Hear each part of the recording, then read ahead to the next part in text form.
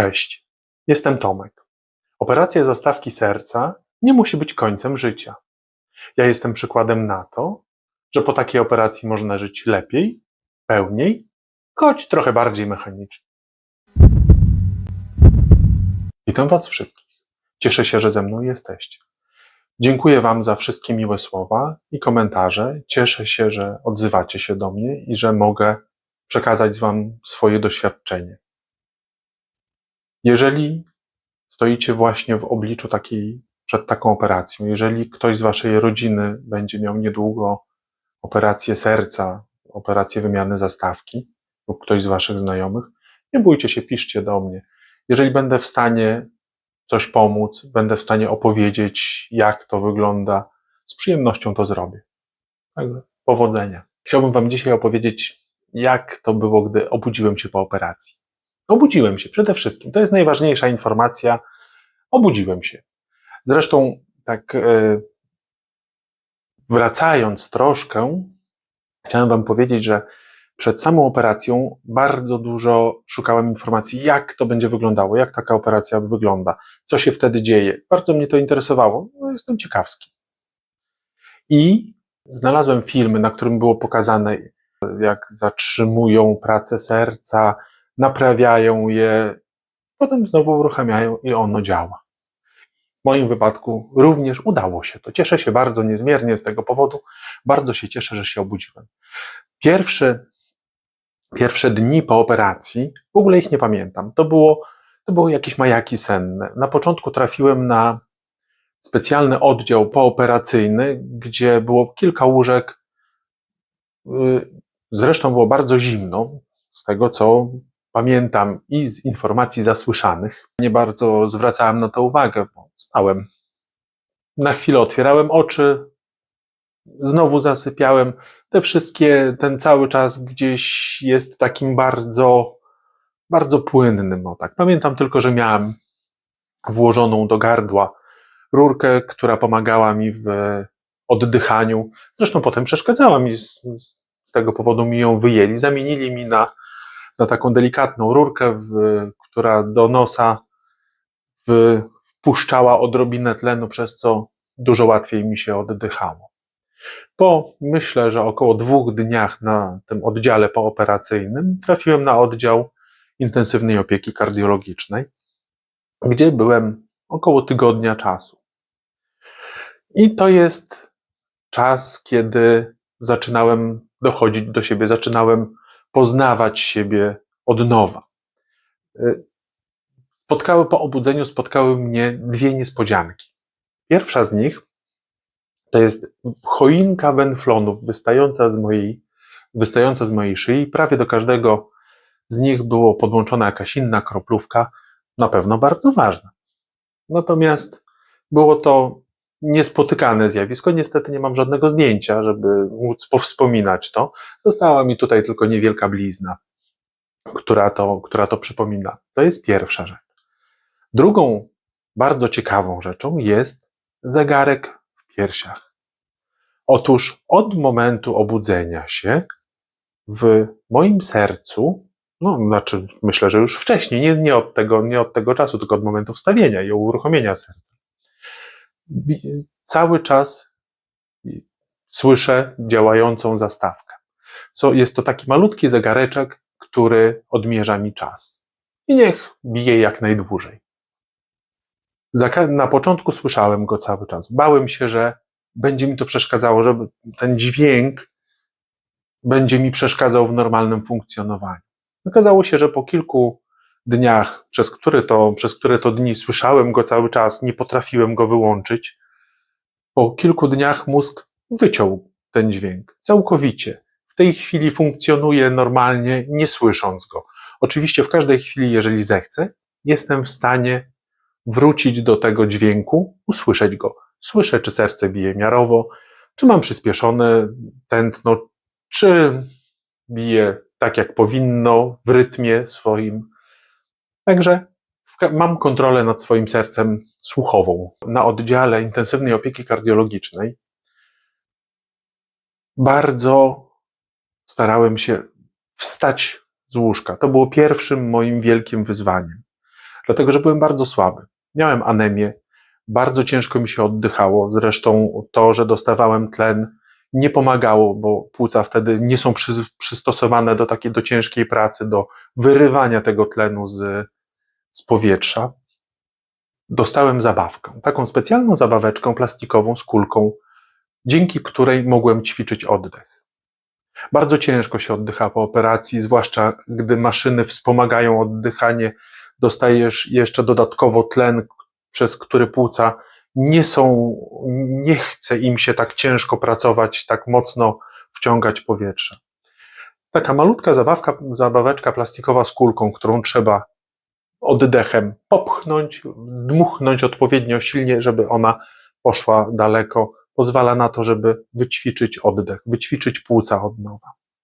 Dzięki temu byłem w stanie wykonać kolejne rzeczy. Byłem w stanie wstać z łóżka, przejść kawałek po korytarzu. Na początku oczywiście wspierałem się swoim uchwytem do kroplówek, na którym zresztą wisiałem nieraz.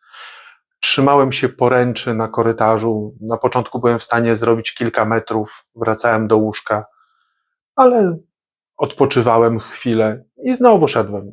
Oto tylko, żeby jak najszybciej wrócić do stanu normalności. Na korytarzu, naprzeciwko wejścia do sali intensywnej opieki, był wielki plakat. Na tym plakacie były rozpisane tygodnie i co należałoby robić w poszczególnych tygodniach, żeby dojść do stanu normalności, żeby wrócić do normalnego funkcjonowania. Oto jest jeden z elementów tego planu. Bardzo mi się podoba.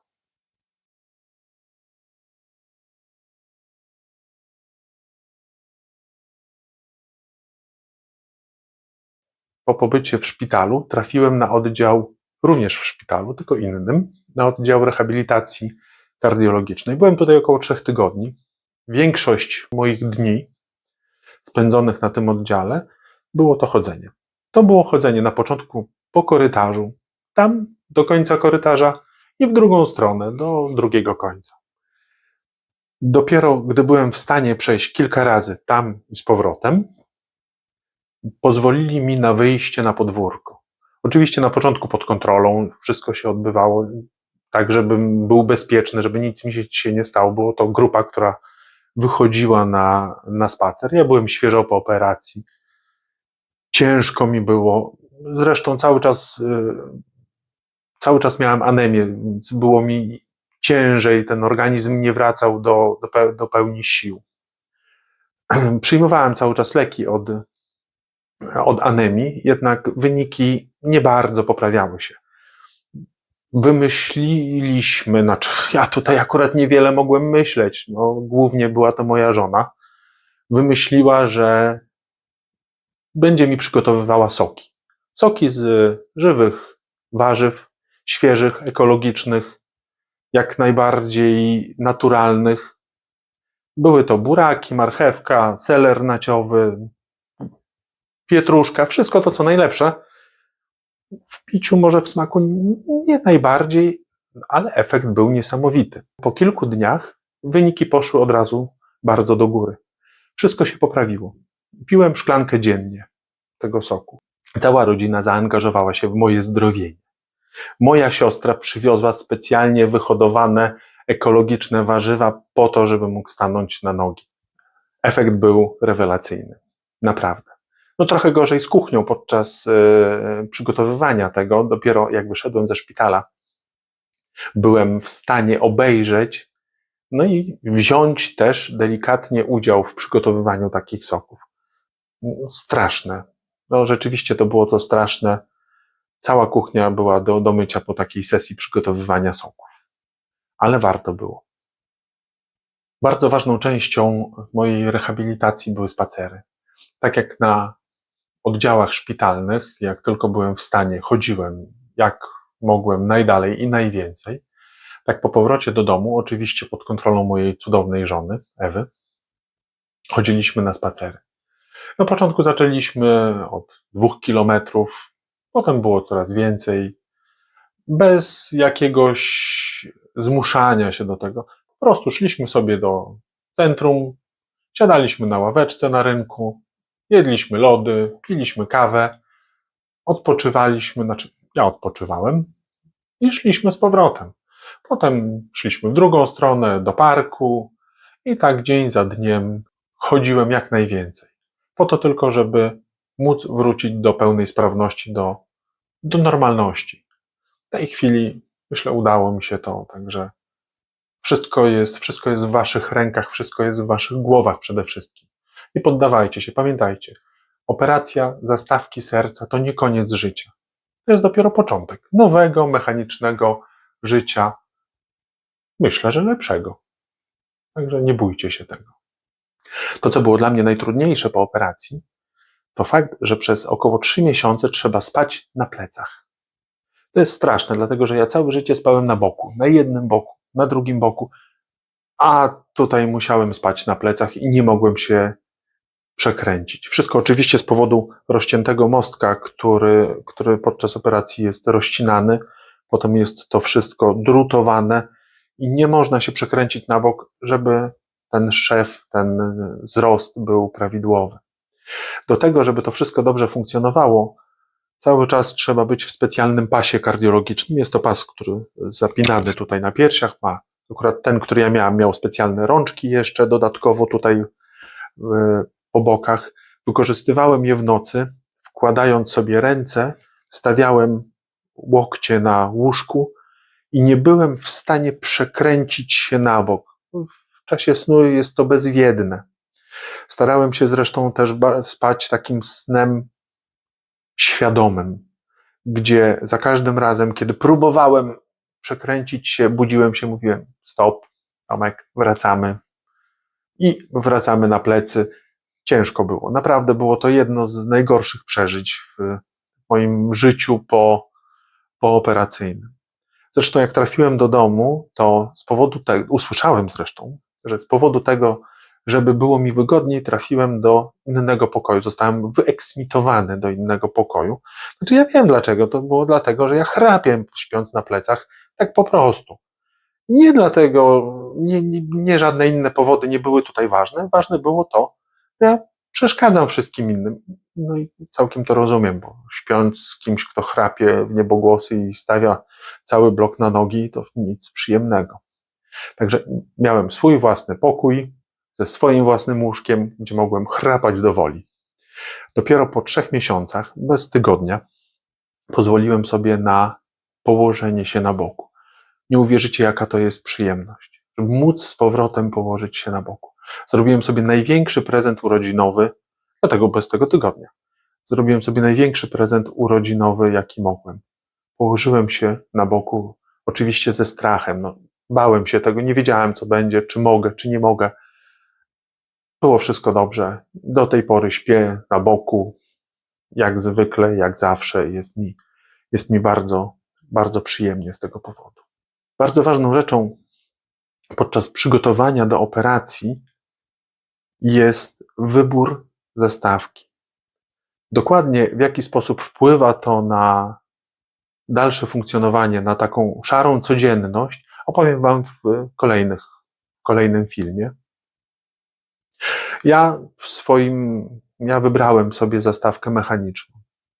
No, wiąże się to oczywiście z tym, że słyszę ją, ale takiego wyboru dokonałem. Uważam, że jest to bardzo dobry wybór z mojego punktu widzenia. W kolejnych filmach opowiem Wam o tym, jak